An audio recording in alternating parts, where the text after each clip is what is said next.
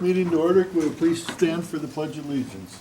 I pledge allegiance to the flag of the United States of America and to the republic for which it stands, one nation, under God, indivisible, with liberty and justice for all. Good morning, Mr. Chair. Good morning, Good morning, everybody. Mr. Chair.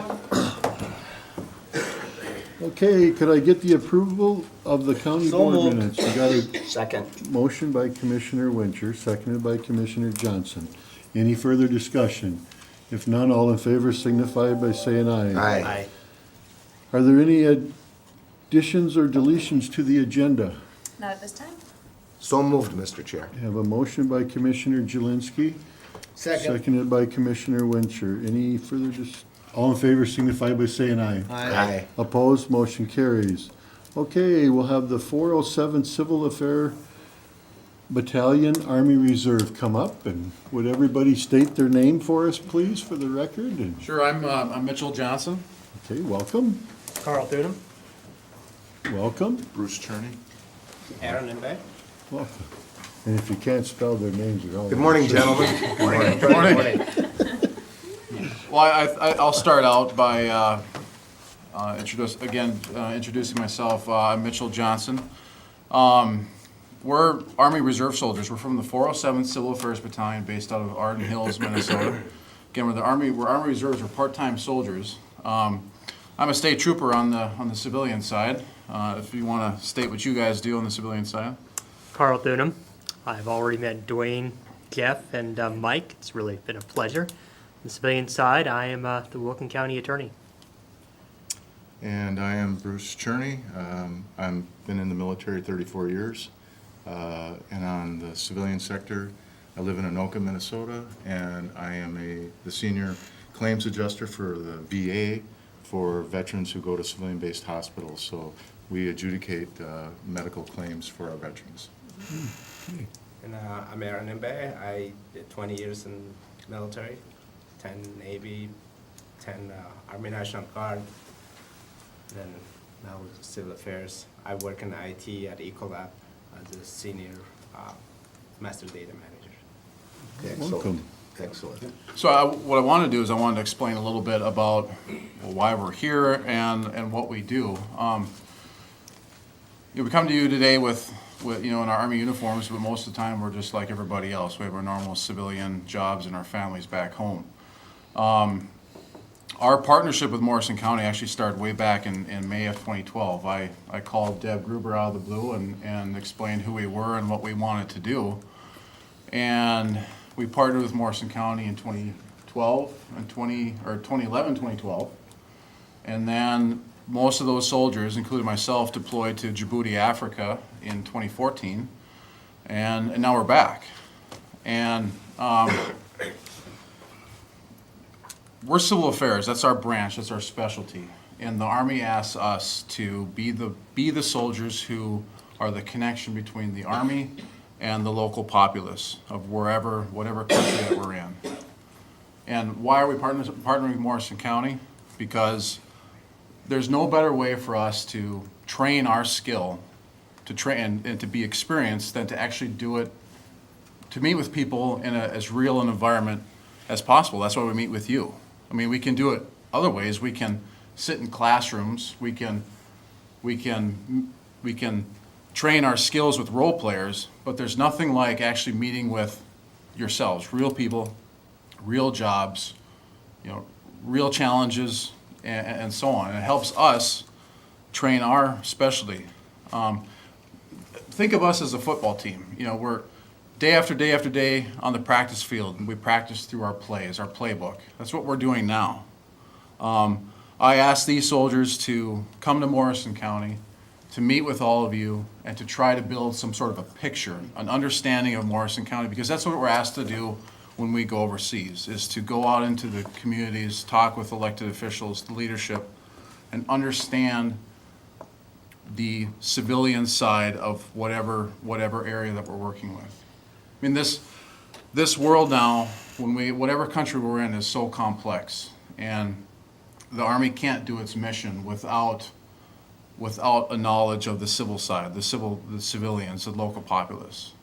If we don't have that understanding, it actually works against us. And so the 23 soldiers that have been up here in Morrison County back in April, here in June, and then we're coming again in August, they've been to Afghanistan, they've been to Iraq, they've been to Djibouti, Africa, and in all those cases, meeting with the local populace, having an understanding, helps the rest of the Army better accomplish its mission. So that's why we're here. We're that football team that's practicing its skills by meeting with all of you. So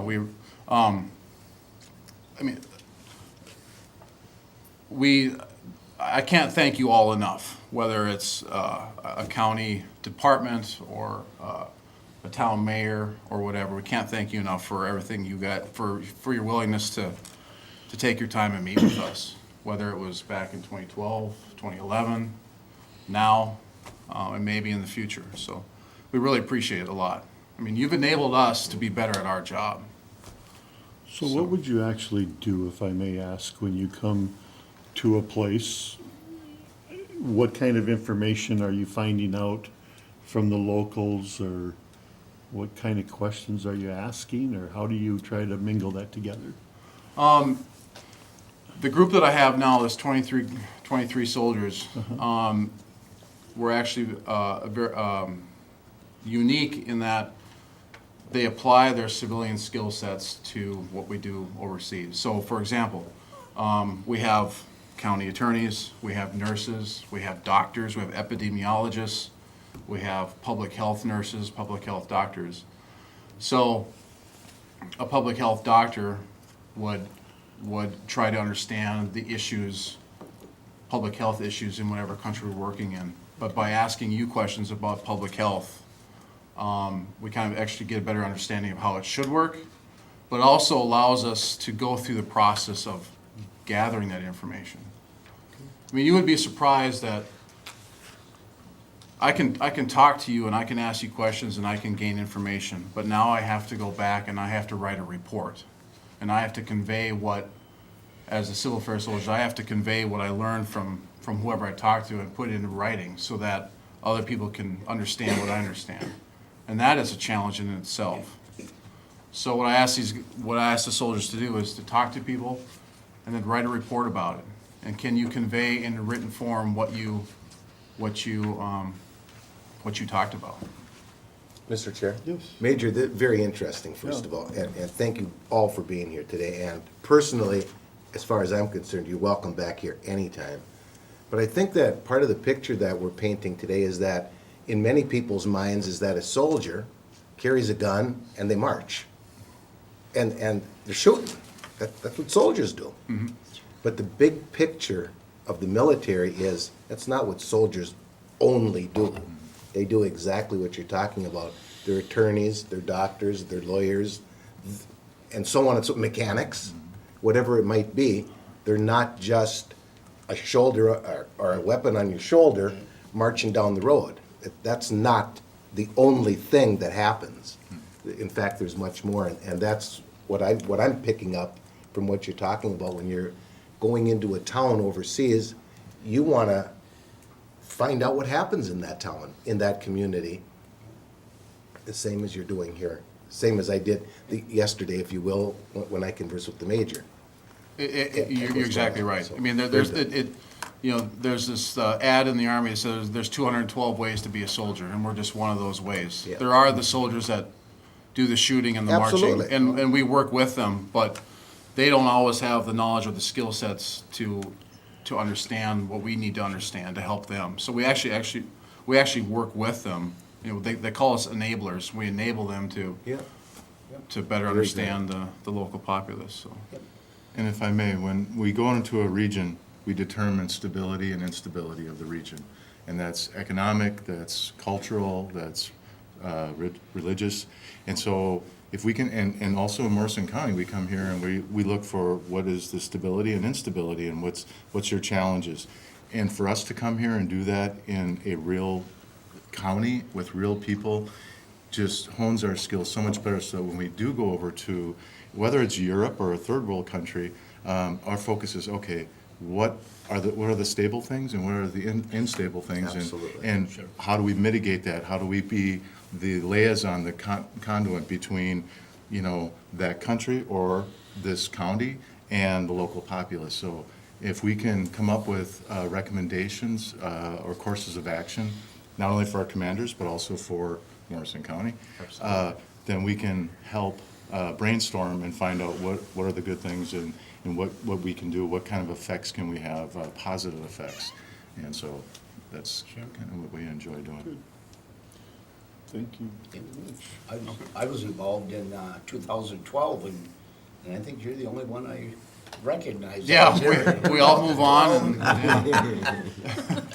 Very, very interesting what you do. It is, and I appreciate you coming back and giving us another call, so. And thank you for putting us in your newsletter. That was great. We were down at the coffee shop yesterday. That little flyer. Your flyer. Oh, And we made the headline. That was Yes, great. the Little Falls News Bulletin. Yep, There you go. that's awesome. Thank you. It's really cool, and I truly mean it, come back anytime. Your group- Anytime. Your group last time was larger, right? Yeah, a How little bit many- larger. We had about 32, Okay. 33. Now we're down to about 23 or so. Okay.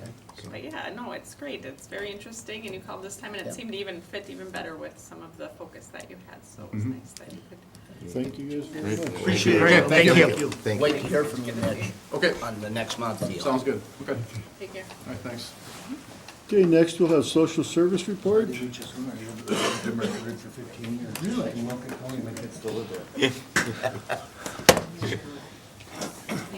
Good morning, Mr. Chair, Commissioners. Good morning, Brad. Good morning, Teresa. We have a couple of items on the agenda this morning, and the first thing I will turn it over to Teresa for a front desk report. She's going to highlight a couple of projects as well as we continue to plan for the new government center, highlight a few things, so. Thank you. It's my pleasure to be here again to give you guys a status update on where we're at. I had worked with Wayne Altenberg, who is our programmer for our electronic document management system, and he was able to tweak our system to run some special reports for me. So I'm able to kind of get deeper into the program to find out how staff are doing. So I took a 2-month period of time from March 15th through May 15th of this year, and we scanned a total of over 412,000 pages into our electronic document management system. The first graph shows a breakout. Obviously, the financial assistance programs are our largest share where we scan them in. You were gracious enough to allow me to have staff for 30 hours a week to help us clean out the cage area. So I did break out their number of pages scanned per day against a full-time staff person who also has other duties. So our work pool temp staff are scanning a little over 2,200 pages a day, and our regular staff are scanning about 1,100 pages per day per staff. And then out of those 1,183 pages each day that they are scanning, 498 pages are what we call maintenance scanning. So it would be your pages that in the past you would have put into a case file. Now they're put into the electronic system. 685 of those pages are actually being workflowed. So they are actually like incoming mail and so on that are being directed to the staff people. And where are those 685 workflow pages coming from? 68% come right across our front desk, so we are scanning them in as the customer is there bringing in their verifications or whatever. We scan them in and they take their originals back with them. And then 32% of those pages are coming through the mail, through our digital faxes. Looking back 3 years ago, 33% of our workflow came from the front desk and 67% came from our mail and stuff. So there's been a big shift, which was a surprise to me that we are seeing many more pages coming across our front desk. So that means that staff have to be quicker in what they're doing because we want to serve the people and take their originals, scan them in or their application, and then they can have it back. So Shirley and Kelly, our work pool temporary office support staff, have scanned in over 100,000 pages during that 2-month period of time. So that is equivalent to 34 feet of stacked paper, and I did just a fun little trivia chart showing where that equates to our wonderful clock tower. So it's always nice for me to have a visual to show what paper stacked up really looks It like. just shows you how many more offices we might have had to build Exactly. had we not moved into our electronic document management system many years ago. And so, it was a nice visual. I actually said, did you actually go out there and measure this clock tower to make sure? And she said, no, but John knew exactly How where many everything pieces was. of paper in a foot? Okay. Yeah. But again, when I seen this, if I may, Mr. Chair, this is really gives you a good visual of what, it's like, holy, I'm going, gee, wow, that's a lot of paper, you know. And the space that takes, that's crazy. And where is this Like that. paper going after it's scanned? We hold on to it for a period of time, and then we shred it. It goes into our Dr. Shred. So if I may, to understand, you grab, somebody takes each individual page and scans it and move on to the next one, and then this has probably gotta get filed again for a temporary, as you said, and then they shred them or not? It just kinda Well, goes, Actually, so say someone comes in with their paycheck stubs. Right. They're applying for assistance. So in the past, we used to make copies of them, date stamp them, and give them to the worker.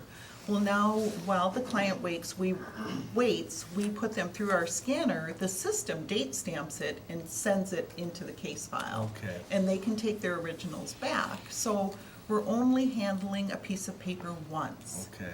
So we're saving copying costs, we don't have to buy copy paper, there's not 6 different people handling that piece of paper. So the accountability is greater, because I can track those pages as they go through the system. Good information, thank you. So really, the paper goes into a queue where then the staff pull it out to work it, whether it be renewing an application, determining eligibility on an application.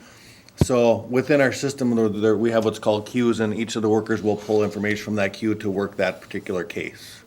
Whether it's their own, or whether they're in a group of folks who work cases, or whatever might be the situation. So, Mr. Chair, Teresa, if I may, you had this piece of paper, as Randy said, and you scanned it and you shredded it, and in the next paragraph, or in the next sentence, you said, oh, we save it.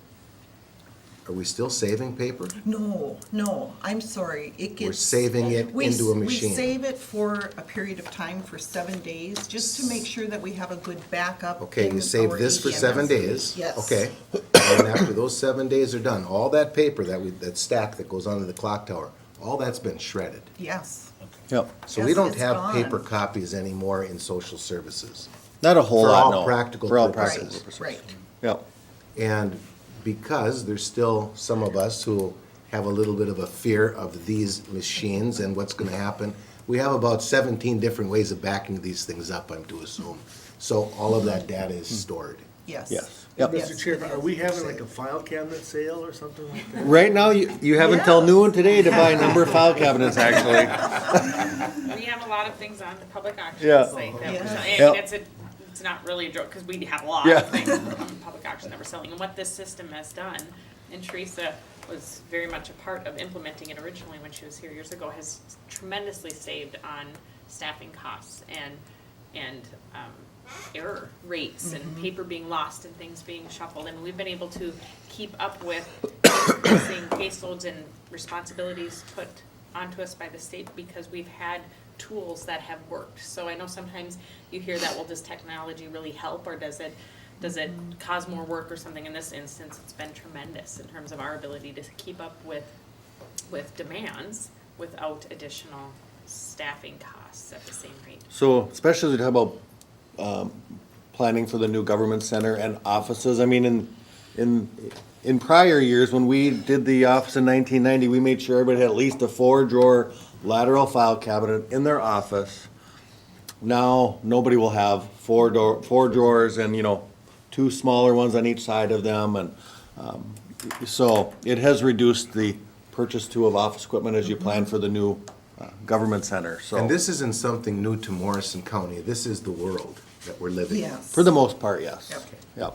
Yep. It is fun when people, when offices come, we've mentored a number of offices that have come through, and just to view how we do our system, and they'll go into a financial worker or a social worker's office, and they don't have a 4-drawer lateral file cabinet with, 15 to 150 case files. They have maybe a bookshelf with their pictures and things like that. And they're like amazed that, that's the way we are doing business. So, but that is more the way of the world now. Good questions. We'd like to answer those questions. The last chart that I did was we are trying to capture some different information, especially as we are gearing up for the remodel, as far as how many number of clients are we actually seeing per day, so we make sure we have enough interview room space. So we did a snapshot. Front desk staff did some logging of clients who actually came in to our office for some reason or another, dropped off, had a question, needed to see a worker. So the average number of clients per day that we see come to our front desk is 65, and 21% of those, or 13, actually go back to see a worker for some reason or another. So, Which makes us feel pretty comfortable, I think, with the number of interview rooms we're going to be having. We are going to continue to do this about 1 week out of the month over the next couple of months, just to make sure to get a better random sampling of how the activity flows. But with this snapshot, at least we're feeling pretty comfortable with the number of interview rooms that we're proposing for the remodel. I agree. Very good. Very nice job. Thank you. Thank you. Thanks for all the Thanks, info. Teresa. well, and thank you for all of your support. We've always received such wonderful support, and that has helped us to be where we are today, so I appreciate that. Excellent. Thanks, Teresa. All right. Thank you. All right, the next item I have on the agenda is a request for board action. As you might remember, at the planning meeting, I brought in a request to do a small projects grant with the National Joint Powers Alliance. I've been working with Deb and Beth Hamlin on this particular project, and this Net Study 2.0 is the current way in which licensed providers are able to hire staff and do background studies so that they can employ these individuals. Well, this particular means by which they do the background studies began January 1st of 2017, and there were a number of Net Study 2.0 sites that the public could go into and do their fingerprints and get the background study. In the meantime, county agencies received notice from the federal government that all of our staff would have to have a particular study done, and this would suffice for those individuals. And currently, we don't have a process in place by which we can do this. So in talking with Deb and Beth, this felt like a good way to solve our local issue with staff that may arise, as well as provide a service to individuals who are serving our clients by having a Net Study 2 available in our government center. We still have some things to work out because IBM Cogent, who currently has the Net Study 2 machine, has sold the company, and so Beth's ability to get all of the information has not been very timely. So we still have some things to work out, but we do believe the machine is about $49.95. There is probably about a $600 per year maintenance fee. Given the fact that the small projects grant from National Joint Powers is only $2,500, I would also request using $2,500 of our social service reserve account to finish the purchase of this particular machine. I did provide some more information within the document that follows this. I talked with Bridget Britz at Horizon Health, who used to have a Net Study 2 machine. Well, they still do, and used to be open to the public. They are no longer open to the public.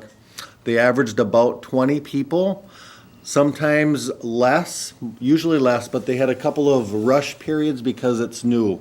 This particular study is required only one time for individuals who are going to work in a licensed facility. So Beth also did some return on investment for us, and that's the almost the last bullet. Again, if we were to have all of our staff have to do the background study, it would cost the agency about $3,500 in staff time and costs associated with the background studies. So my request today is to get permission to turn in a small projects grant to National Joint Powers Alliance for $2,500, and use $2,500 in reserve to purchase a Net Study 2 machine. I'll make a motion for discussion. Okay, we got a motion by Commissioner Jelinski, seconded by Second. Commissioner Lemire. Any further discussion? Mr. Chair, Brad, I would just like to ask, and this is something brand new as far as I'm concerned, is this nothing more than a glorified fingerprint machine? I wouldn't call it glorified because it's quite high-tech, because it Okay. does fingerprints and photographs. Okay? But it that's is a. two fi- things, not just fingerprints, it's photographs But yes, also. it is a digital fingerprint machine. Okay, did I understand you to say that you only have to do this one time? If I'm a client, I only have to do this one time? If you're going to work for a licensed agency Yep. that is licensed, you have to do it one time, and then you will be good. And then the Not state will. once a continue. year. Correct. One time, which Yeah. makes no sense at all, and I think we can agree on that. Makes no sense. Well, part of my read into the Net Study 2.0 system now is that if an individual who is working for a licensed facility that's already had this done commits a crime, I Yeah. believe there is a check Okay. and balance within the system behind the scenes that will notify That's the right. Background Studies Division. Okay, thank you. Thank you. So that part I makes think sense. they are beginning to interconnect the machines that talk to each other to make sure that individuals working for licensed organizations are eligible at all points in time, Thus making it not needed to redo this once a Correct. year, if you will. which was the case before. Yeah. Yeah. So it might be initially time-consuming up front, but I think over time it will not be as drastic. To know what kind of staff turnover like a Lutheran Social Services or an ALC homes may have in terms of hiring staff, we won't know that. But again, I think this is a machine that's needed to ensure we have individuals available to work in licensed facilities and serve our clients, because private providers are not stepping up to the plate to purchase this machine and be available to do this service. So So what was the old way? How did the old way work? they would go up to the jail and get fingerprinted. Yep. Was basically the old way. And then that fingerprint card had to be sent Yes, in, so yeah. on and so forth. And Yep. then most recently, when this requirement's put in place, is we're sending people to either St. Cloud or up to Brainerd or, Horizon Health for a short period of time, but now that's not there, so it's. Yeah, as of January So 1st. we can't go to the jail No, anymore. as of January 1st, you cannot go to the jail anymore. You had to use this machine to do your fingerprint. That's the catch, I think, is Yep. that we're not utilizing the jail because it doesn't work that way anymore. There's Yep. been a change. Yep, Whether we agree or disagree, doesn't matter. There's been a change. yep. Okay. And there have been challenges with the system. We've had foster parents sent to Horizon Health, and in one occasion, they had to sit there for 2 hours while all the systems could communicate to make sure they could take the fingerprints and submit them through the electronic verification system. So, in terms of our own foster parents that we have licensed through the county, this will be a huge service for them. And Julia requests about 50 background studies a year. Well, and then to further that, if we've got an agency that's going to help us halfway, if you will, financially, and that's NJPA. Yep, Why would we not do Yep. that? Because this is a service that we need to have. yep. If I may, Mrs. Chair, do we have to send somebody for training to learn how to, I got a couple of things here, to learn how to do this fingerprinting or take care of this high technology? And a couple other questions. If we send somebody out to St. Cloud, Brainerd, what's the cost for that? And I know we discussed this before too, we could also open it up to the public, correct? So your first question is yes, whoever does it, whoever staffs it has to have some kind of training. I don't know that we've gotten the answer for that, but there is a specific statement within the Net Study 2.0 policies that indicates training, but given the fact that the IBM Cogent sold the business to find out all of that information yet we're unclear about. I don't think they have to go to Hawaii for 2 weeks to learn it, but I know there's gonna be some training. The second question the third question was, Well, the second question is if we have to pay to send somebody to St. Cloud or Oh, Brainerd? yeah. And then the third question is, can we open it up to the public? so the second question is, yes, we are paying staff to go get their background studies done. We are not paying mileage or wages for employees or our foster parents. However, we do pay for our child foster care studies, so $9.10. And then I think there's some conversation around the public. I certainly would like it to be open to the public. because those are the individuals who are gonna be serving our clients and working for licensed providers. We are going to have to figure out a way to manage it. But I don't think it's gonna be as time-consuming as we initially talked about when you talk about only having to do it annually and those kinds of things, so. Because, Mr. Chair, the public means opening up for these employees that work at these other agencies that help clients that we, jointly serve. So I'm Yeah. anticipating, it's not a moneymaker, but we would charge something, or no, we wouldn't, or yes, we would? There's a specific cost that a person pays, $9.10, and we get to keep a whopping $3.25 of that. Okay, So, Okay. and I believe those are set and established by the state, so I do not believe that we can veer from those. and I'm not looking Yeah. for this to be a moneymaker, I mean, Yeah. it's a great Service convenience, and is it's a service that we need to have.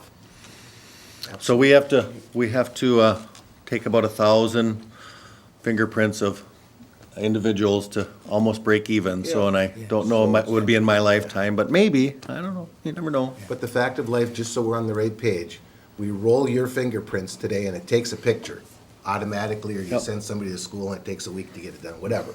It gets done. Yep. That virtually goes to the BCA, FBI, call it whatever you want to, and it's in a system now. And 6 months down the line, you commit a crime, you go to jail, you get your fingerprints taken again, just as a matter of fact. Those two machines now talk to one another, because I'm anticipating if you now become a convicted felon, you probably can't do some of the things. Correct. There are And that's the purpose. there are certain crimes that immediately bar you from working in a licensed facility. Very good. Anybody got any other questions?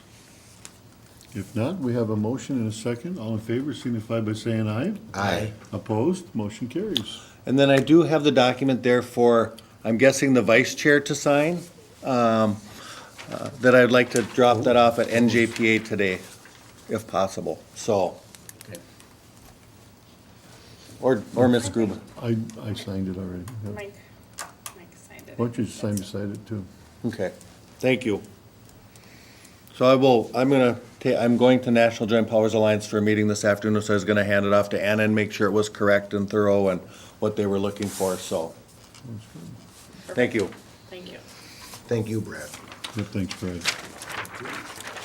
All right, the next thing I have is a public health report, and that's a request to renew a number of establishments' liquor licenses for wine on sale Sunday and off sale.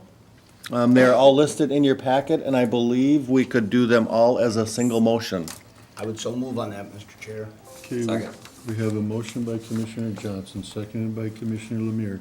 Is there any further discussion? Mr. Chair, yes, I had a phone call, maybe Brad will put him on the spot or have him learning here. You will. I will put you on the spot. I had a phone call about the licensing. Who does the required of the license? Is it the state, or do we set the parameters as far as each bar or any facility that we have to have licensed? Who does that? Who sets I believe we license them. I believe there are state requirements and statutes that they have to follow, but I do believe that we license, we charge a fee for the license. But I believe we license them, and then we also got approval from the county attorney's office and the sheriff's department when it came to approving these licenses. But if you would like me to gather, Well, the question was, they have multiple liquor licenses, and they're saying, well, why can't we just combine them into one? And I have no It's idea. my understanding that it's very prescribed in statute. That's what I thought, but that was just a question. but I certainly can, but I know there are 4 different licenses, and then you have, then if you add the tobacco license and the 2 AM license and some of those other things. Yep. I think there's a lot of regulations when it comes to owning bars and restaurants, and It's very prescribed in statute what they need. So, Mr. Chair, can I just add, just for the sake of argument, we have, let's pick on Boomerangs, on sale, Sunday and off sale, and they have no wine license. So would it not be kind of cool if we also had another column there that said responsible beverage server training, check? we could. I'm just yeah. talking out loud, that's all. 'Cause they That do- has nothing to do with, They do get, they aren't charged as much for their license. and what If- is the, and maybe you don't know, but maybe Deb does. What is the deduction if you send your people to responsible beverage service? So Mary Hanlon was well prepared for that question. So, for the 2017 fees, it's $1,700 if you, for on-sale intoxicating liquor. If you attend beverage server training, you get a $200 reduction.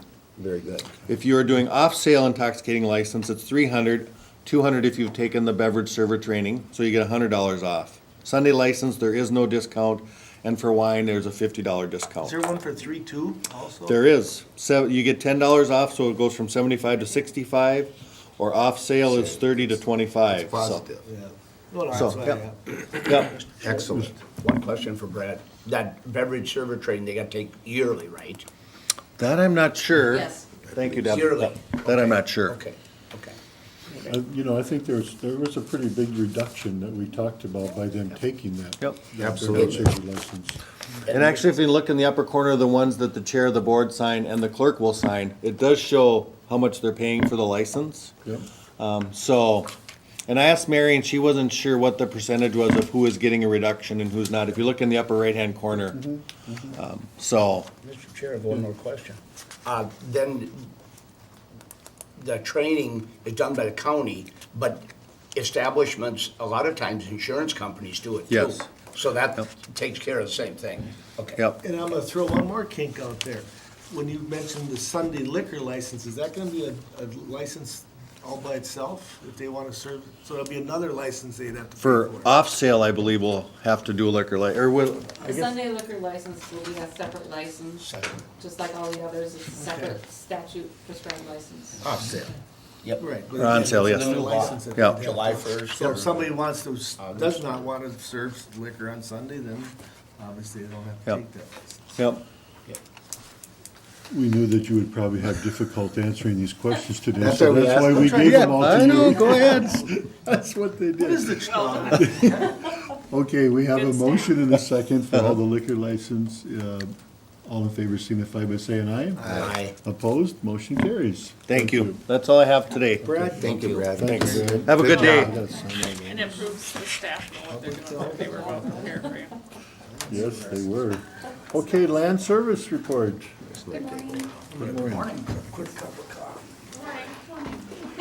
Good morning. I have my Good intern morning. with me. What are you gonna do when your shadow's gone? I know. Something's missing. Okay, I have a bunch of stuff for you today. So we are going to be considering everything that the Planning Commission heard at their last meeting. So the first one is to consider the conditional use permit request for Mark Kimmen and John and Diane Dyke. And this is to establish a Tier 2 poultry feedlot, including some recommended conditions. And those conditions are abide by local and state law, notify road authority when hauling manure during road restrictions, abide by the good neighbor stormwater plan and feedlot odor minimization plans, and plan to maintain a 50-foot wide grass buffer around the perimeter of the barns after construction for ongoing stormwater management. I'll make a motion to approve the permit for Kinlan and Diane, and with the conditions. Second. Okay, we got a motion by Commissioner Wincher, seconded by Commissioner Johnson. Is there any further discussion? Mr. Chair, Amy, I would just like to mention that we've had a little bit of discussion on this in particular Yes. item. It's not some secret or nothing like that. There was discussion during the planning commission in regards to it, and there has been discussion since then. Do you have any idea what this would do to values of property? And that's a loaded question. I know you're not a Yeah. realtor, but you have a new job also. But do you have any idea what this would do to property when? Yes. If I had a $100,000 home a quarter mile away, and it's an established home, and now there is a quarter mile away, two brand-new chicken barns. Does this do anything for value of property? Sure. I don't know if that's a fair statement. Well, it's a good Yes. question because we hear it a lot at Okay. the hearings. A couple of things I'll say about that. Number one, when our last ordinance revision, we revamped the criteria questions, and one part of the old questions was about value, that this will not bring down the value. And now that is not a criteria that we use. And the reason for that is there is no hard and fast way to say that value of someone else's home is going to be influenced by what is going on around it.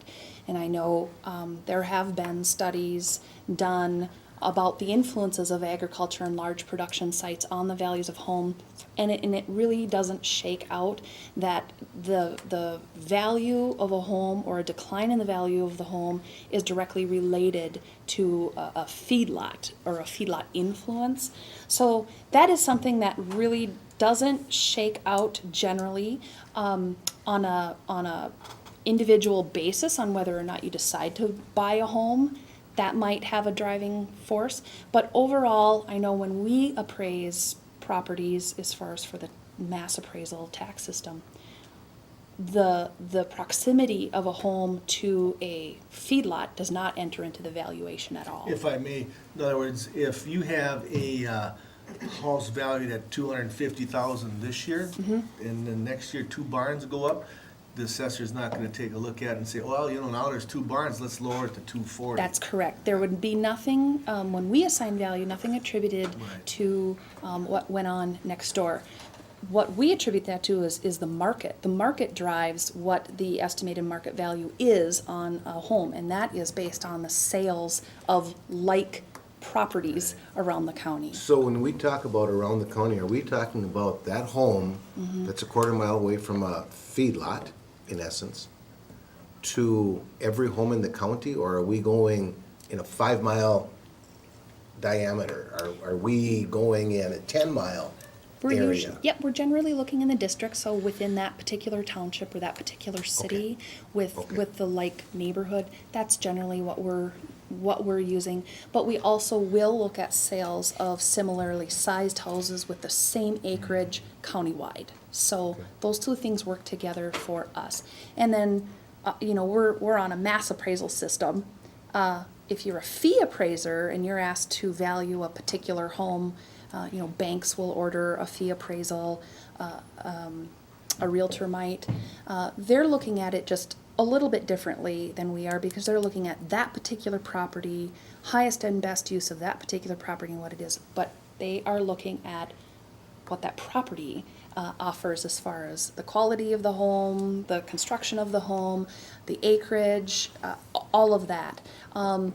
In that, they may enter in what the neighborhood is like, but that is something that in the work that we've done, we have not seen appraisals come in where they're coming in lower because they're located next to a hog facility or to a chicken facility. So that is a pretty subjective question, and that's why it came out of our criteria questions. Very good. Can I ask one more question, please? This relates to offset. And I believe offset we can relate to smell. Yes. Whose idea is that? Is that a state idea? Is that a state plan? Is that a Morrison County plan? And how does the offset rating work versus barn to residential home? They work in concert with each other. So the offset that you're talking about is a modeling tool developed by the University of Minnesota. We require by ordinance that all barns meet at least a 91% offset rating. And so what that is, we do on the individual barns or on the individual properties, those unique circumstances, how big the barn is, what species of animal, how close the nearest home is, and we run that model. And what that is estimating is the percentage of time a neighbor would be annoyed by the odor. So when we require that 91% offset, we're requiring 91% of the time a neighbor should not be annoyed or disrupted from the odor of that barn. And so that is a county standard that we have in our ordinance that's not required by the state. And just one follow-up to that. There's 2 barns. Correct. Are they both monitored for that offset? They're Or both is input it into just- the model. So when we run that offset on those new barns, since 2 barns are being proposed, 2 barns is what is entered into that Okay, model. very good. Thank you very much. Mr. Chair. Amy, could you explain the good neighbor plan? Yeah. The restrictions with that? So that is another performance standard within our ordinance, and what that requires the producer to do is identify who their neighbors are around them and what good faith effort they're going to make to minimize the sights, sounds, and smells of agriculture and that effect on their neighbors. So what we require is that they identify, number one, who their neighbors are, how they're going to handle their mortalities, how they're going to handle their manure, and how they're going to communicate with their neighbors. And so that is part of a complete application for any conditional use permit for a feedlot that comes in. And so that is presented as part of the record at the public hearing. So do they have to like let their neighbors know when they're gonna be hauling manure and stuff like that? Typically, if they identify it, so in the condition, in one of the conditions that we have in here, we're holding them to abide by their good neighbor plan. And what that means is you need to do what you said you're going to do. If they identify that, generally, and I can look in this particular one, but generally in the good neighbor plan, we're asking how are you going to incorporate the new manure quickly and all of that. Some people will identify that they're going to contact their neighbors. We also do have a standard condition generally that they're notifying the road authority when they're hauling during road restrictions, and that's a separate piece to that. Thank you. Thank you, Mr. Chair. Good question, but the piggyback on that, if I'm hired to haul the manure, is it who's required to contact the neighbors, the person hauling it, or is it the neighbor? Or is it the? Yep. Sometimes their good neighbor plan doesn't say they're going to Right. contact their neighbors, and I'll look on this particular one to see what was identified. So on this particular good neighbor plan, so their manure management plans was to transfer all manure ownership. Majority of manure will be composted in the barn and reused as bedding. And then they did list their neighbor residences within a quarter mile, and they listed one residence. And then their good faith effort to their neighbors was to tell whoever buys the manure to remove from barn site as soon as possible. So that was going to, and then their the method to deal with animal mortalities. Their number 1 method was composting, with number 2 as a rendering. So it looks like their good neighbor plan is prompt removal of the manure from the site, so it's not stockpiling and staying there for a long time. Do we allow stockpiling and staying there? You can if the soils are right, so the bottom line is, yes, you can. How you stockpile it is dictated by the soils. So you may need to have a concrete stacking slab if you have a really well-drained sandy soil, or if you have a heavier soil, you can stockpile on those soils. But yes, you can. Okay. Hey, Mr. Chair, how long can you stockpile? Up to 1 year. Yep, but they do have to be set back from waters of the state, and we can't have runoff issues and all of that. So the location of that stockpile is important, and that's one of the things that we follow up on if they're stockpiling. I kind of look at the good neighbor plan. If I'm having a graduation party on Friday at my house, please don't haul manure Friday. I would think that's the communication that you really want with your neighbors on that type of stuff. All this other stuff being notified, well, it doesn't, what's the difference? You're gonna haul it unless it's under those criteria. So anyway, thank you. They all go through it. Thanks for the explanation. Anybody got any other questions? Okay, we have a motion and a second on the Kimmin poultry barns. All in favor signify by saying aye. Aye. Opposed? Motion carries. Okay, thank you. The next one is to consider the conditional use permit request for Eric Welly and Ronald and Ruth Munson. This also is to establish a Tier 2 poultry feedlot, and the Planning Commission did recommend approval of this one as well, and with 4 conditions, and they are abide by local and state law, notify road authority when hauling manure during road restrictions, abide by the good neighbor, stormwater, and feedlot odor minimization plans, and plant and maintain a 50-foot wide grass buffer around the perimeter of the barns after construction for ongoing stormwater management. Could I get a motion I for would that? so move on to We got a motion by Commissioner Johnson, seconded by Commissioner Lemire. Any further discussion?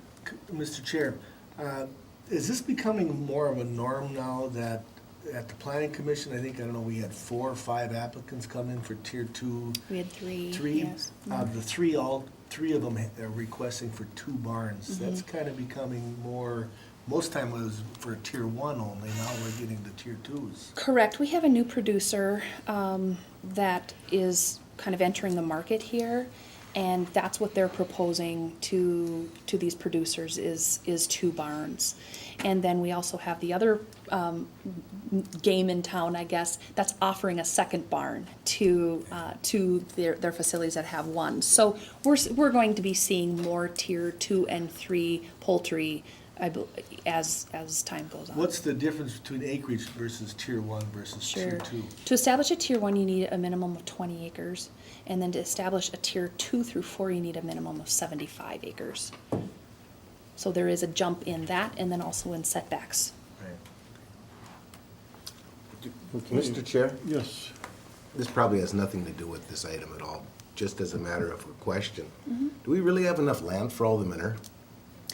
That's where the manure management plan comes in, and where you probably see a lot of those transfer agreements. So some of the fields identified in transfer agreements are for out-of-county fields, but then the ones that are in county, they have to identify how much acreage is needed to accept the manure that is generated from the barn, and then also identify that they've found that acreage in a transfer situation. Find that they found the adequate acreage for the acceptance of that manure. So that is part of their manure management plan that they're submitting to us. And that's simply a piece of paper that's handed over to you. So I'm gonna build a barn, and I'm gonna have these 4 individuals are gonna sign the form that says, yep, we're gonna take the manure. Whether they are or not is immaterial. Am I So- correct? Yep, so we're running a model, and also they are as far as the type of, the species, the barn, the number of animal units, and how much manure is generated. Then that tells us how many acres need to be identified. Then what we're looking for from them are those agreements that they've entered into with that number of acres that can accept the manure. So there's been a quadrillion different questions on nitrates and so on and so forth, and who knows where they come from and how that's done. Is there anybody keeping track as to where this manure actually goes, actually tracking it? Yep, as if you part will? of, when our feedlot officer inspects feedlot facilities, that's one of the things that he's asking for, is your application records.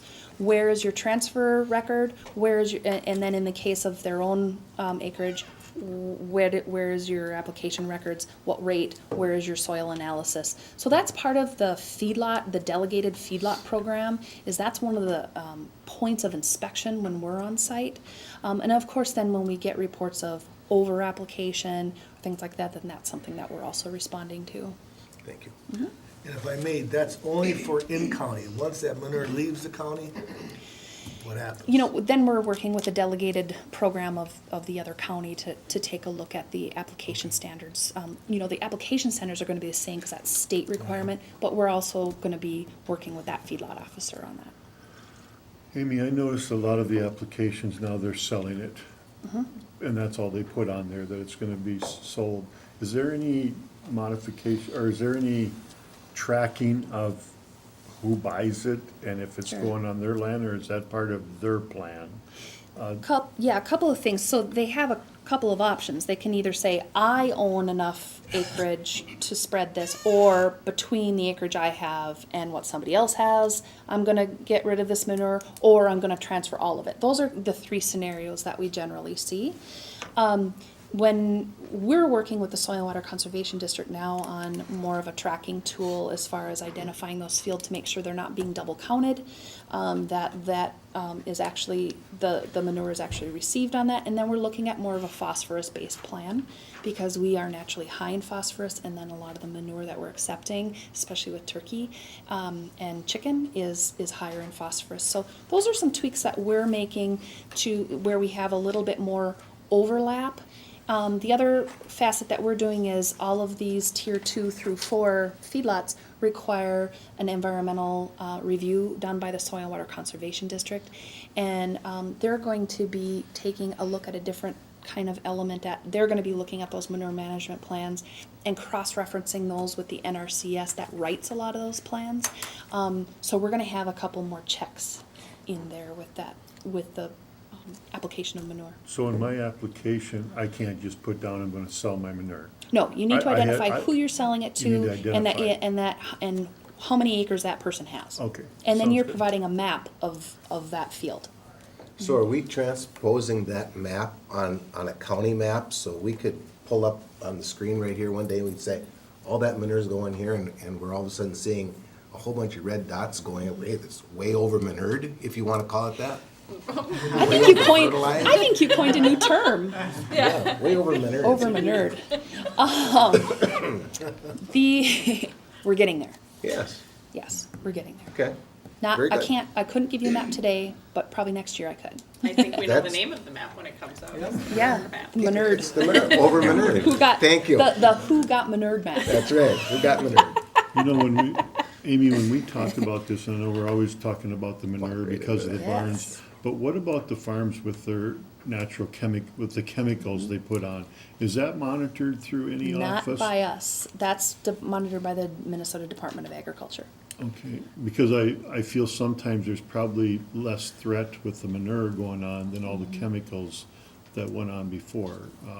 But, okay, sounds good. Okay. Thank you. Okay, I think we have a motion and a second to this facility. All in favor signify by saying aye. Aye. Opposed, motion carries. Thank you. The next item is to consider the conditional use permit request for Rodney Bozer and Roy Bozer. And this is also established a Tier 2 poultry feedlot. This was recommended for approval by the Planning Commission with 6 conditions. And those are abide by local and state law, notify road authority when hauling manure during road restrictions, abide by the good neighbor, stormwater, and feedlot odor minimization plans, utilize silt fencing during construction for runoff control, plant and maintain a 50-foot wide grass buffer around the perimeter of the barns after construction for ongoing stormwater management, and future compost shed and manure stacking slab must be located on the west side of the most westerly barn. I'll move on that. Okay, we have a motion by Commissioner Jelinski, seconded by Commissioner Wincher. Is there any further discussion? Is it a compact shed or a compost shed? Well, I'm trying to coin a new term too. I love it, thank you. Yes. I would just like to state that I think all these questions that we asked today did not pertain to a particular barn here. They pertain to chicken barns and hog barns in general. Because a lot of questions were asked on one or two of them, but they all pertain to the same. Absolutely. Am I correct on That's that? right. Yeah, okay. All right, we have a motion and a second. Any further discussion? If not, all in favor signify by saying aye. Aye. Opposed, motion carries. Thank you. All right, now we're going to change gears. Now I'm going to ask you to consider the conditional use permit request for Camp Chaminade. And this is to construct a 40 by 78 and a 12 by 20 addition onto their existing chapel meeting space and an 8 by 10 addition to the Pine staff cabin. And then as well as bringing parcels 29.0073 and 29.0074 into the conditional use permit for the camp. And this was also recommended for approval by the Planning Commission with no conditions. I'll make a motion to approve, Mr. Got a Chair. motion Second. by Commissioner Lemire, seconded by Commissioner Johnson. Is there any further discussion? Mr. Chair, I was at that meeting, and these folks are really decent operators. You know, anybody's had any contact with them in the past, I would expect that to be no different in the future. They're very good operators, so I just don't see any issues that would happen, if you don't see any. I don't, Mr. Chair. Okay, we have a motion and a second. Any other discussion? If not, all in favor signify by saying aye. Aye. Opposed, motion carries. Thank you. The next one is to consider the after-the-fact interim use permit request for Scott and Karen Rudolph. And this is to continue the automotive repair shop, including the construction of 2 15 by 40 lean additions onto the north and south sides of the existing shop. This was recommended for approval by the Planning Commission with 6 conditions. And those conditions are abide by all applicable state and local laws in regards to automotive repair, and proper disposal of fluids and wastes. Maintain records of disposal of automotive fluids and wastes and make the records available to the Morrison County Land Services Department for review upon request. No more than 3 unlicensed or inoperable vehicles utilized for parts shall be stored outdoors at any time. Said vehicles must be stored in compliance with applicable state and local laws. A holding tank must be installed to collect the shop drain water by August 31st, 2017. The water from the holding tank must be properly disposed of according to MPCA requirements. Staff shall be limited to property owners Scott and Karen Rudolph, and the interim use permit shall terminate 20 years from the issuance of the interim use permit. Okay, could I get a motion? I would so move on that for discussion. I'll second it. Okay, we have a motion by Commissioner Johnson, seconded by Commissioner Jelinski. Is there any further discussion? Yes. Mr. Rudolph is here. I just, can he come forward? That's a question. Anybody have a problem with that? I have no issues No. with it. Oh, Yeah, okay, yeah, no issues, yeah. okay. He might ask, I don't know what you're gonna ask him. He may have issues like crazy. Mr. Chair, when we talked about it on 3, and I don't know, what if we would give them 5?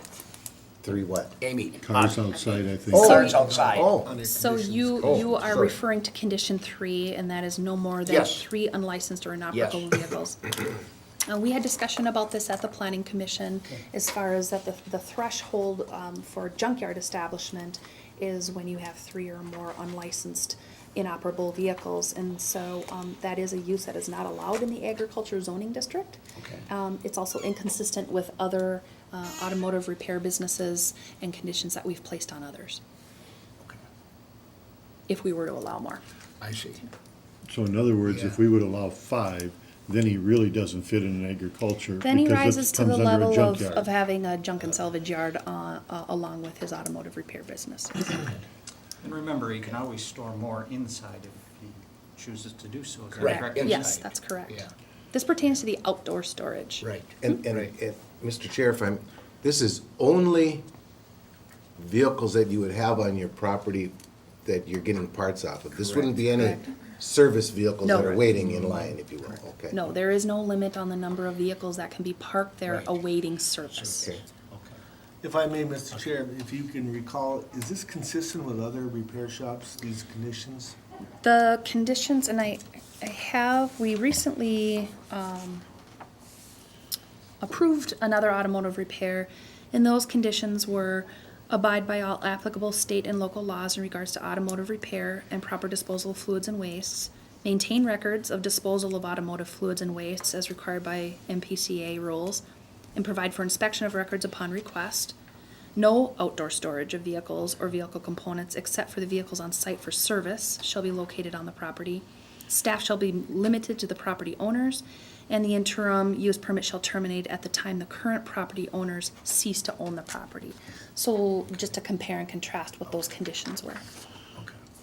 I kind of agree with Commissioner Johnson here. I'd like to see him to have more outside, but if I did that, then he'd fall into a category that doesn't allow him to be there at all. So I really can't do that. I do want to say that there were a lot of people here that were supporting his operation that evening, and were saying how nice and clean everything is and the great job that he did, Yeah. so. Mr. Chair, one comment I got, the neighbors all, and you don't know he's there. From the road, you don't see nothing, so, and he does a good job. I've been out there a couple times. so. Mr. Chair, I just have one more thing. I realize it's business, I got it. But let's just pretend, if I'm understanding this correctly, let's pretend that you really kind of get swamped. In fact, for whatever reason, maybe you broke your arm, and you needed somebody to come over and help you. Based on what I'm reading here, and maybe I'm wrong, you can't bring somebody in to help you.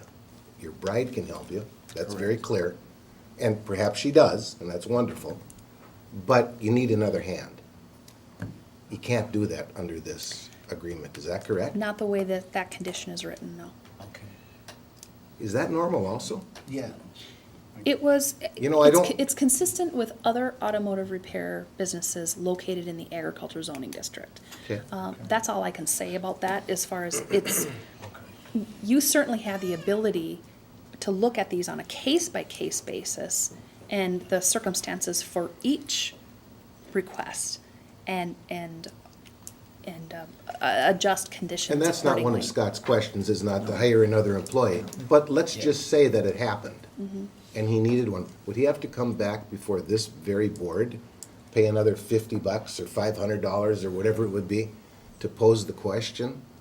To If, have? yep, if the condition is as written now, he would need to amend his interim use permit to alter that condition. Can that just be done by coming in front of the board? I don't know the answer to the question. No, that would be a It's public hearing, just like you went through. Okay, Mhm. the whole kind of thing like you did Yep, before. so that's All right. something you'll want to think about Just a now. question. Okay. If you want to have some flexibility in that condition, now would be the time to do that. What, Scott, what's your, I did take insurance out for that particular Okay. reason, you know, because I'm solely the person Yeah. there. yeah, So that was not a concern of mine. Okay. Oh, it And isn't a It concern. was not at the time. It was just something that came Oh, into my okay. mind. you Okay. know. Yeah, I did take Okay. insurance out for that. Okay, Okay, very if good. you're not, then Okay, we're all right. very good. If I may, Mr. Chair, you bought this property when? 2001, I believe it was.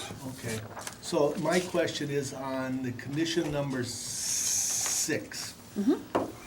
With the one you just, one we just approved on, that one is for sale of any property, it's kind of interpreted different. My question would be, and I know you had your neighbors say you'd run a heck of an operation, it's clean, but do we, so if he would decide to sell it 5, 10 years down the road to Mr. Non-clean, then, but that permit still stays with it, correct? Interim use permits run with the land, but the condition number 5, saying staff shall be limited to the property owners, Scott and Karen Rudolph, when we say that really would not allow that to continue if the property was sold. So There then would need to be an amendment. Why do we have the 20 years of, why do we have condition 6 in there? Because part of an interim use permit application is you must identify an end date. And that is what was identified. That certainly can be changed, but that is one of the requirements of an interim use permit, is that you place some sort of end date, event, something in there. So reading them together, 5 and 6, Mr. Rudolph could sell the property. The Rudolphs could sell the property. There could be a new owner for the next 20 years, but they would have to be, the Rudolphs would have to be the staff with the new owner, because number 5 requires that. There couldn't be some other staff. So, but the one that we approved, that one, they couldn't, That one was written, the interim use permit shall terminate at the time the current property owners cease to own the property. So you certainly could change it to that if you wish. I'm just saying, because this would protect, again, it's up, you know, I'm just for discussion, but this would not protect, or would protect the property owners around, just in case if somebody wanted to do it for something else other than auto repair. I'm just- Well, the interim use permit is for auto repair. So Right. auto repair is the only thing they can do under this permit. If they were changing the use, then we'd need to look at if that use is allowed and what permitting would need to be done for that. Again, I'm just trying to be Mm-hmm. consistent with everything that we do, so that, again, we don't have to be, but it's just, I'm throwing that out there. Well, Mr. Chair, Commissioner, that would mean that you'd like this to read that upon sale of the property, this is done. Well, that's my suggestion, because we have it on the other one, you know, so, but again. It's kind of the I same don't have thing, a it's a problem horse with that. apiece. Okay. And maybe you're right, then it is consistent. So do you prefer it to read, the interim use permit shall terminate at the time the current property owners, Scott and Karen Rudolph, cease to own the property? Because they look very young, they might have it for 30 years yet, you know. 30, maybe 40 or 50, come on. So we can certainly change that. I have no issues with Yeah, that. I don't have no problem with that. I don't either. So, Mr. Chair, change it? I'd make a motion to what word I'd use, I but. don't know, can we make a motion upon a To motion amend- here? to We amend gotta- the- Well, we're just, okay, we got a have a motion motion and and a a second. second. If you just change something, We're just- that's I have part- no that's problem part- with that's it, with part of my it. motion. If we can do that. It's fine. Are you guys looking at me? Yeah, you're Yeah, we right. already did. She's changing it right now. We need to I'm hear what- changing it, We need to hear so what you've got you to work your say. magic. Yeah, I know. Well, say just the same as that, so you'd eliminate So I 5 would- and 6 and add just the 5, correct? Well, if you want staff not to be limited just to the property owners, then you would eliminate condition 5. And then it would just be that the interim use permit shall terminate at the time the current property owners, Scott and Karen Rudolph, cease to own the property, and then you're not saying that the only If- employees but need to be there. So, when we're going back to the staff thing, if we'd eliminate that, then he could hire somebody if he Correct. wanted to. Sure. And I think that's a good thing. Yeah. Say, What is that you're saying? well, because right now, it's him and Right. his bride that the only ones that can work there, so if we eliminate 5, if he wants to hire someone else to come in. Not that he wants to, Well, but if he does. maybe- No, but I'd like to see that because I feel that, I'd hate to see you have to come back here. Right. And go through a public hearing and everything because you you'll- got To bring hurt and somebody on needs some part-time. help. So you'll Yeah, take for 5 2 and 6 weeks. off and just add the 1. So, we would have a total of 5 conditions, and the 5 conditions would be: abide by all applicable state and local laws in regards to automotive repair and proper disposal of fluids and wastes. 2, maintain records of disposal of automotive fluids and wastes and make the records available to the Morrison County Land Services Department for review upon request. The third one would be no more than 3 unlicensed or inoperable vehicles utilized for parts shall be stored outdoors at any time. Said vehicles must be stored in compliance with all applicable state and local laws. 4, a holding tank must be installed to collect the shop drain water by August 31st, 2017. The water from the holding tank must be properly disposed of according to MPCA requirements. And 5, the interim use permit shall terminate at the time the current property owners, Scott and Karen Rudolph, cease to own the property. Okay. I like that. Okay? So that's what our motion is based on, right? Those there. Perfect. Dwayne, you made the motion. Yeah, I made the motion. That's Okay, fine. so we have a motion and a second. And who made the second? Jeff? Might have been me, And yeah. you're okay with that too? Fine, absolutely. Okay, we have a motion and a second. Is there any more discussion? If none, all in favor signify by saying aye. Aye. Opposed, motion carries. Thank you. Thank Okay, you. Thank you. thank you. Thank you. Thank you. Now, All with right. with the building permit? when- Can I visit with you Yes. about that? in Yes, you just want me a- to wait, or you want me to Well, call I'm you? presenting the rest of my agenda items, so I'll visit with you Okay. right when I'm done. Thank Thank you. All right, and then the next item is to consider the rezone request for Robert and Margaret Hershey. And this is to rezone the northern 3 acres of a parcel of land from agriculture and shoreland residential to rural residential and shoreland residential for the purposes of creating a buildable lot. This was recommended for approval by the Planning Commission. Make a motion to approve, Mr. Chair. Second. We got a motion by Commissioner Lemire, seconded by Commissioner Johnson. Any further discussion? If none, all in favor signify by saying aye. Aye. Opposed, motion carries. Thank you. And now I'm gonna call Jean up. We've got a tax abatement. Good morning, Gene. Good morning. Morning, Jean. Morning, Jean. Good morning. I just have a request for the approval of the abatement. And that was part of your packet, so you've had hopefully a chance to review that. I'll make a motion to approve. I'll second. We got a motion by Commissioner Lemire, seconded by Commissioner Wincher for the abatement. Any further discussion? If none, all in favor signify by saying aye. Aye. Opposed, motion carries. All right, thank you. Pretty painless. Thank you. I just- I like Really that. painless. You Just a know. second. Go ahead. I was just going to say, Amy just spent 45 minutes in the hot seat, got how many questions handed to her, and Yeah, answered wait a every one second. of them without skipping a beat, so that means Yeah. she's very good Yeah, at what thank she you, does. Amy. It may be her lovely assistant who helped. her Yes, it's assistant, it's but That's my what I'm- support system that I have. Amy, yeah. thank you. Thank you. For being Thank good. you. Yeah, Mr. Chair, I just have one second. question for Jean. Sure.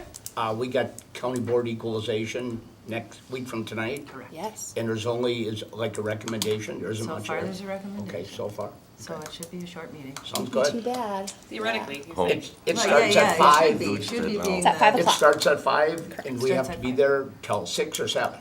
We Oh, do not, no.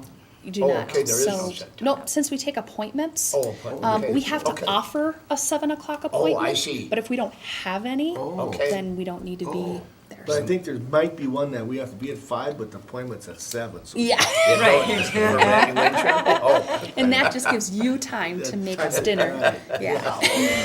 I would just like to say a couple things yet. Amy presented last Saturday at Piercefish Lake for the sewer plant. That was Friday. Or Friday? Yeah, and then Saturday I was at Okay. Sullivan. And she did a wonderful job. And what was funny, a lot of questions came up about chicken barns and hog barns, and she just did a wonderful job at answering all those questions. They had some really good questions, so it was a good conversation. I would also like to state that at our planning commission, we had talked about setbacks and stuff that we had some issues with and discussion on a lot of this property, and that we're looking at things to see where setbacks fall into different categories. It seems like no matter what plan we have, there's something, it affects somebody in a different way. But we did talk about looking at different options and different plans so that people are aware that we are looking at things. And we are in the process of setting up subcommittees or Stakeholder whatever group, it might yes. not be to discuss this further. Yes. Yep, so we want to vet some of Yes, those things with absolutely. the people that are affected, so. Yep. Yeah. All right. I thank you very much. Thank you. Thank you. Thanks Thank you all of very, very kindly. Okay. County Board warrants. Deb is gone. Well, Well, she's just not here right now. yeah, but I think we can approve those and be I would good. so move on the Okay. county board warrants. We got a All of them. motion, from I'll second it. Commissioner Johnson on the warrants. I'll second. Commissioner Jelinski second. This is roll call, correct? Commissioner Lemire. Aye. Commissioner Wincher. Aye. Commissioner Jelinski. Aye. Commissioner Johnson. Aye. And aye. Okay. Next, we will go to Public Works. Morning, Steve. Good morning. Mr. Chairman, members of the board. Steve. Deb, Tabitha.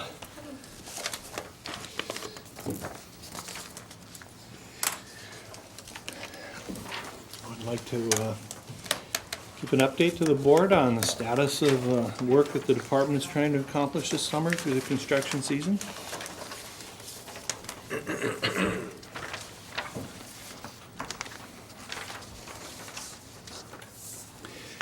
So, we have it listed by contractor contracts that we're working on.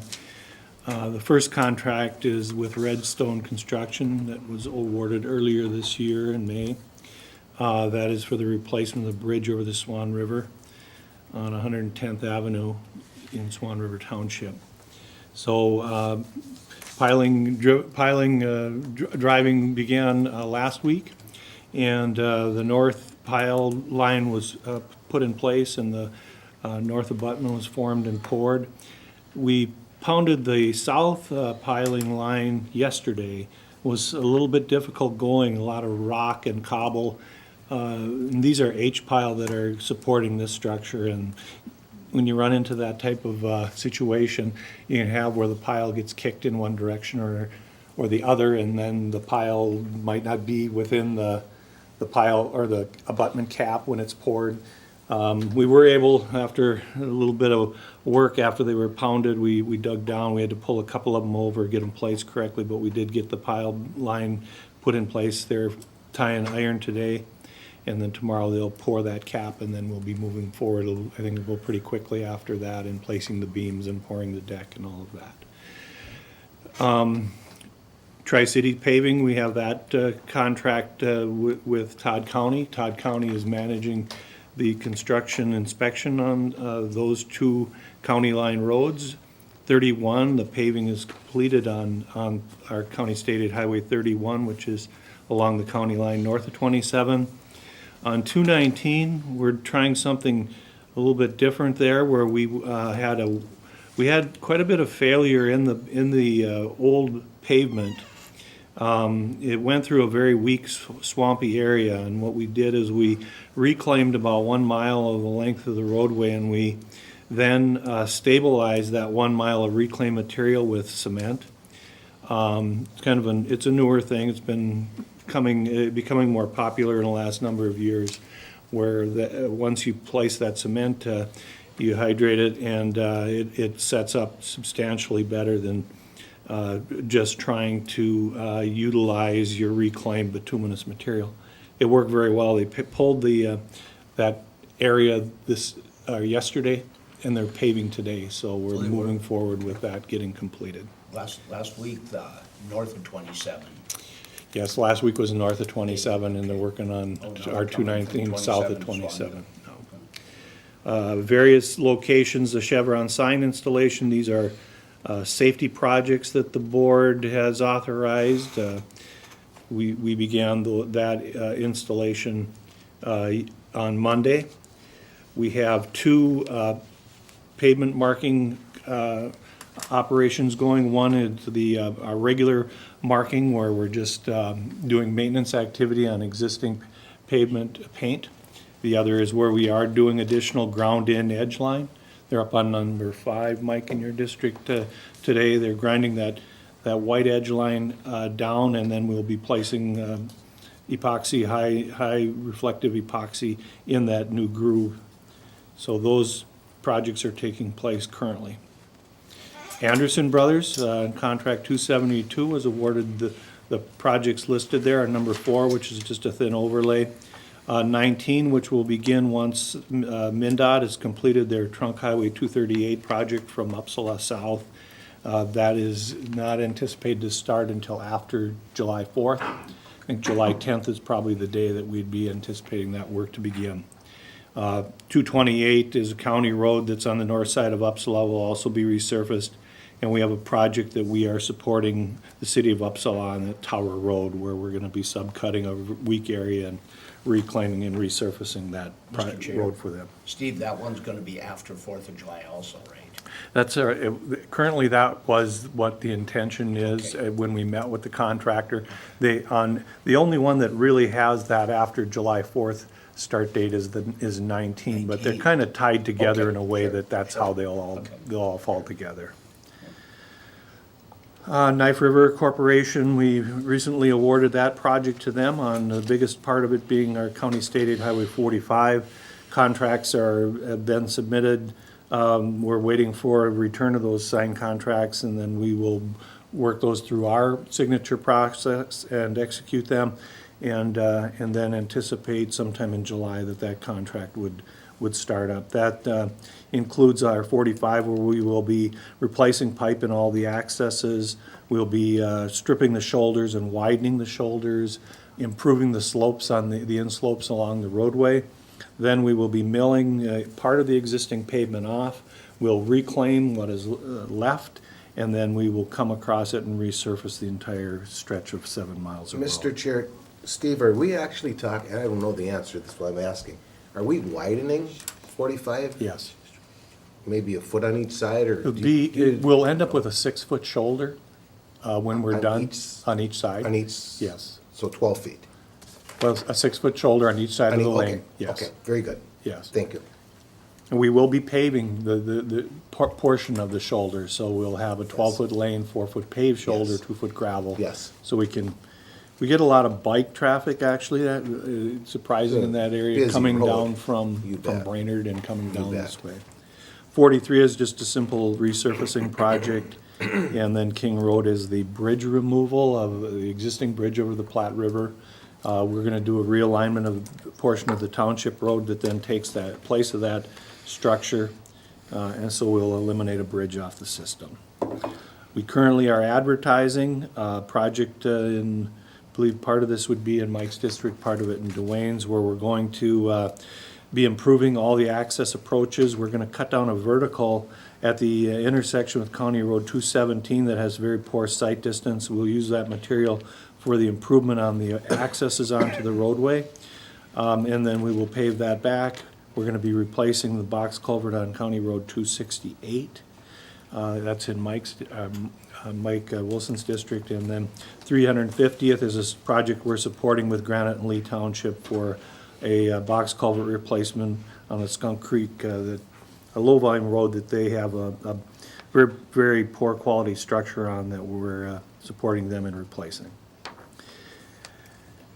Then contract 275 and 276 is coming up in Randy's district. That would be our CASA 26 and CASA 54, along with the Safe Routes to School project that the city of Royalton is doing on their sidewalk within the city limits. We're opening bids on the 22nd for that. The parking lot at the historic courthouse will be accepting bids on the 26th. We're working with Deb and her crew on getting the bids received on that. Then the final one is with PV Lake. We were able to obtain a state park account funding for Richardson Township for the resurfacing of PV Road and then placement of calcium chloride once that's completed. So our on our maintenance side, calcium chloride should be expected to be completed by the end of this week within our existing road system. On our existing road system, that's a maintenance type activity. And otherwise, we're just into routine. We began mowing roadsides today. We're quite a bit ahead of schedule with that just because things are growing as rapidly as they are with all the rain that we had and this warm weather. We usually are shooting for July 4th, having everything, at least the first pass mowed along everything on our system. We'll probably be about 2 weeks ahead of that with the schedule that we have now. Good. If I may, Mr. Chair and Steve, I was out in Mike's district on one of our county roads. What's the benefit of calcium chloride versus not doing it? It was brought up to me yesterday. Actually, I'm working on an article for that. Oh, good. But I will. Put it in the paper, please. You don't want to reveal anything. Yeah, don't reveal anything yet. You don't want to. If you're putting. I have an article that I've got about half done that I'm hoping Perfect. to have ready for this weekend. I Good. would place that for you, And but I will make get sure your I copy remind them. beforehand. And I'll remind them to read the paper. Okay, very good. Excellent. Fair enough. Looks like you're busy. We have a lot going on. Looks like you got plenty of stuff going on. We are, I would say we're probably running behind what we'd like to see normally in terms of our construction season really in full mode. A lot of this stuff is gonna be taking off in July and into August. It's gonna carry into the end of the season. I wish we were further ahead, but permitting and some of the other things that we have to go through before we can get to this point have to be completed And if I first. may, this is another question I have. Sunday, we were out in Richards, up in Crow Wing area, and there was somebody doing crack filling from Nebraska or whatever. They were putting like a paper down. I'm sure everyone sees that when they crack. And I see the county's out crack filling right now too. So what's the benefit of that, putting that paper down? Is it so the oil doesn't get stuck in your tires, basically? Yeah, so you want it to, you can either hold off traffic until it dries long enough and cures out so you don't pick it up and you don't Okay. track it. Or another option is to place it, what toilet paper essentially is on it to keep that from picking up on your tires while it cures out. Because I was just looking at it, I'm going, because some of it's breaking away, going in the ditch. I'm assuming it's just kind of organic stuff and just dissolves. Okay. Right, but that's what it's for. And if you don't handle that right, if our operators say our flaggers let traffic on too early, you can have a real problem with that getting picked up on the tires and pulled right out of there. And it's a real issue that they have to be cognizant of when they're out there. Mr. Chair, if I may, I gotta meet with the Fish Trap Lake property owners this weekend, and they wanna know about that. And I know you've talked about it a couple times, about that Burlington Northern Santa Fe Railroad crossing. Where are we at on that? Well, They we, approved to put a dry hydrant in or something? They have reached an agreement with the township. There were a number of things that we had laid out that we were negotiating with BNSF on before we would be willing to close the crossing. One was that they had to work through with the township on relocation of the dry hydrant, and they had accomplished that. The second was there was some financial issues, one being when the access is taken out, our county road on the west side of the railroad tracks, we intend to revoke back to the township. We had to make some investment in that and replacing pipes and resurfacing it before that turnback would take place. They will be covering the expense of that. And we had reached that agreement. They also are going to make a donation to the Belle Prairie Park, which we had reached agreement on that. I believe that we had a framework for the agreement on the easement along the County State Aid Highway 76 from essentially Old Crestliner north to where the tracks end, where it crosses 115. We had placed as one of our requirements that we had an acceptable easement for us to establish a trail through and on that side, on the east side of 76, between the tracks and 76. And that's a bike trail, just for the sake of argument, right? It was an ATV or snowmobile trail is what we were Oh, after. very good, thank you. And essentially, we had a verbal agreement with it. When the documents came, they worked on the agreement, and when it came back, they were issuing, instead of an easement, a license that really has some differences on when it can terminate, why it can terminate, and we're caught up, we're hung up on that right now. And so that's what's being dealt with, trying to get back to what our expectation was, that we'd have a permanent easement, that we're gonna make investments into this as an ATV snowmobile trail, that it's gonna be able to stay there. So what we're doing is, I didn't mean to interrupt, Mr. Chair, is we're negotiating. That, we're negotiating, and it's down to that issue. Okay. Okay. And then you were saying you're gonna do, I don't know if you call it a thin lay on number 1?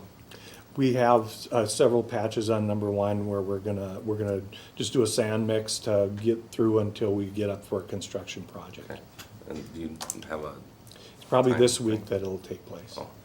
So it'll probably be done when Don't you know can drive before I it. get there. But the construction project, that's probably next season?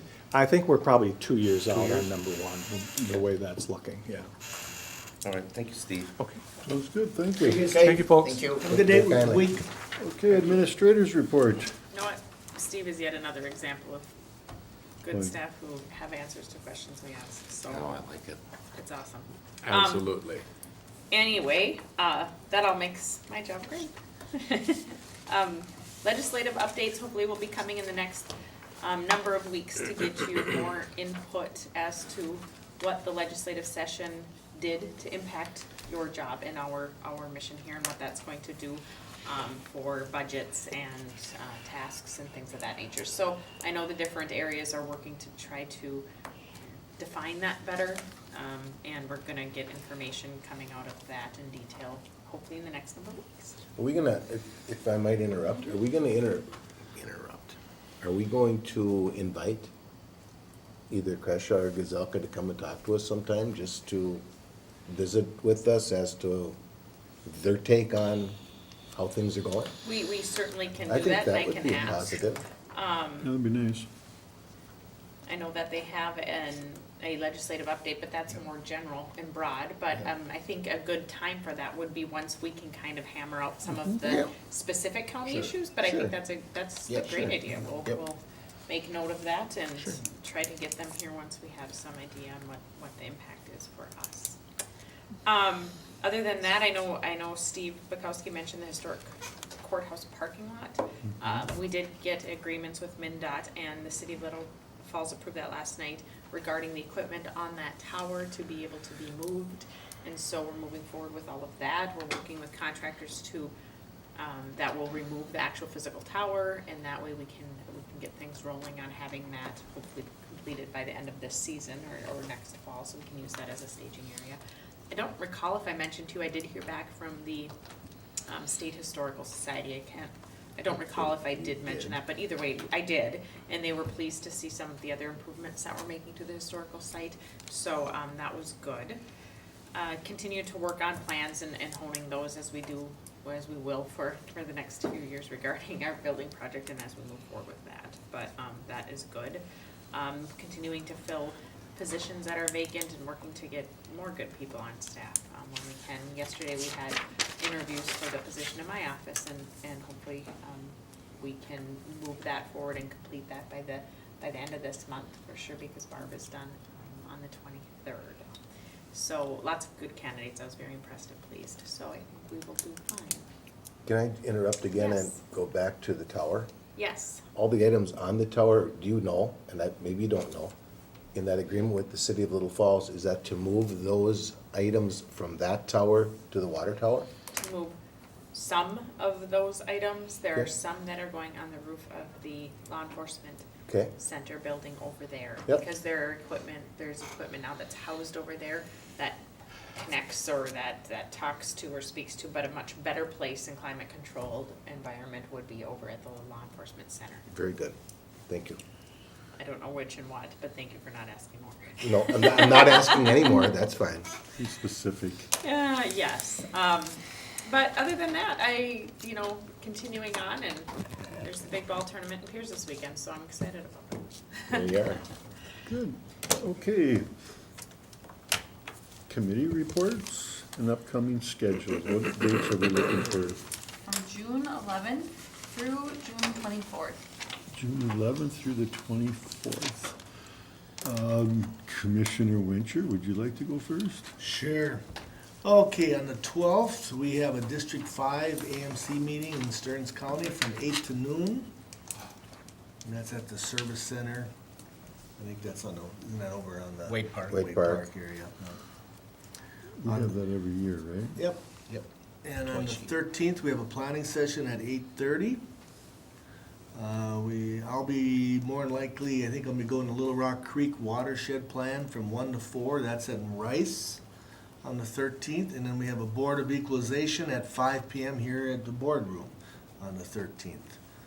I'm not gonna attend that one. And on the 15th, I'll be attending the MASWCD, it's the Minnesota Association of Soil and Water Conservation District in Wilmer, and that's from 9 until noon on the 15th. On the 20th, we have a board meeting at 9. I have a library at 5 o'clock in St. Cloud for GRRL. And on the 22nd, Soil and Water at 9, and TCC at 5. And on the 23rd, it's a retirement party from 2 to 4 for Barb here down in room number 1. And that's it, Mr. Chair, for me. So your TCC is on the 22nd, not the 15th. Wouldn't it be the 15th? No, they moved it because there's an extra, it's 20 correct minutes, for the whatever. 22nd? Yes. Yeah, they moved that. Randy, when was your I should meeting have in went the Rice? 15th. When was your meeting in Rice? Was that the? Oh, that's Now the, you that's the Little Rock Watershed. And that's when, on the 13th? Let me get it back here for you. Let me look again here. Because I want to go down to that, I think. I'm in July, I gotta go back. Yep, it's Little Rock, and that's 1 to 4 at the Old Village Hall on the 13th in Rice. Okay, so that's after our board meeting. Okay. And those aren't bad to attend one of them once in a while, because just to see what's the heartbeat of the local Yep. farmers. Okay. Jeff? On the 12th, just as a matter of information, at 1 o'clock in the afternoon, I don't know that I'm gonna make it there because can't be in two places at one time. There's a legislative update at the city of Little Falls. And at 4 o'clock that afternoon, Tom West is retiring. They're having a, how do you do at the record? On the 12th, Is that a secret yet? No, it's in the paper. I read it. That was on the 12th. Oh, it is in the paper. Oh, is it in the paper? Yep, I read it. On the 14th I'll be in the city of St. Cloud at 11 o'clock in the morning. I've got an executive committee with the Emergency Services Board. And at 1 o'clock, the Emergency Services Board meets. And then the stand-up for you, you won't be there, so leave it off, I will not be there, so you can leave that one off. okay? And I need to add, Oh, go ahead. oh, I'm sorry, go ahead, I thought you were done. No, at 6 o'clock on Wednesday, the 14th, 6 PM, Enbridge Energy is having a public hearing, I believe, at the Initiative Foundation. That's pipeline stuff. Yeah, the reason they changed the TCC. On the is because 15th, the first I'll be in Tuesday was the Alexandria 1st of June. at their Public Works Department. It's So Douglas they're County's next Public Works Department for an O&O armor Gotcha. meeting. At 7:30 that evening, I've got an Egg Society meeting, and that's at the Yeah, fairgrounds. you might go. Yeah.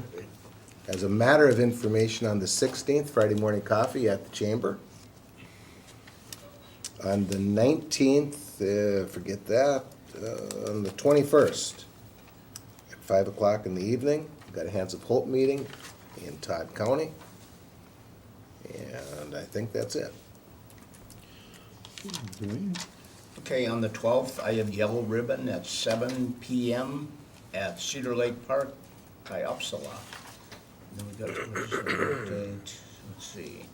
On the 14th, Wednesday, Commissioner Wilson and I have a Tri-County Health Board meeting at NJPA in Staples at 3 o'clock. That evening, at 7 o'clock, myself and Steve Bukowski are gonna be at a Flensburg City Council meeting. On the 15th, I'm gonna meet with Cass County and Bowen County for Mississippi Headwaters. I think it's a comp plan, right? Tabitha is a comp plan on, and you know, what time, do you have a time on that? It says on your calendar from 9 to noon, that's when it was. Okay, 9 to you were noon, invited. okay. And then on the 16th, I got a Mississippi Headwaters Board meeting in Walker, and I'm pretty sure it's moved to 9 o'clock now. And the week after, on the 20th, Commissioner Wilson and I have community development on the 20th at 12:15 at Pine Country. On the 22nd at 6 PM, I got Region 5 in Staples. That's it. And just to remind everybody, it's breakfast on the farm in Upsala this weekend. That's right here. Okay. Then I've got the Airport Commission at noon on the 15th, Let's see if and a PAC meeting at 10 o'clock in the morning on the 15th. District 5. Otherwise, everything else is covered. Your PAC meeting was at what time? At 10 o'clock. So like, you know, this year it's Durham. Okay, Mike? You guys got me covered. Okay. All right, if nothing else, I'd move for adjournment. Second. motion and a second for adjournment. All in favor, signify by saying aye. Aye. That went- Adjourned. Your Hold on. time was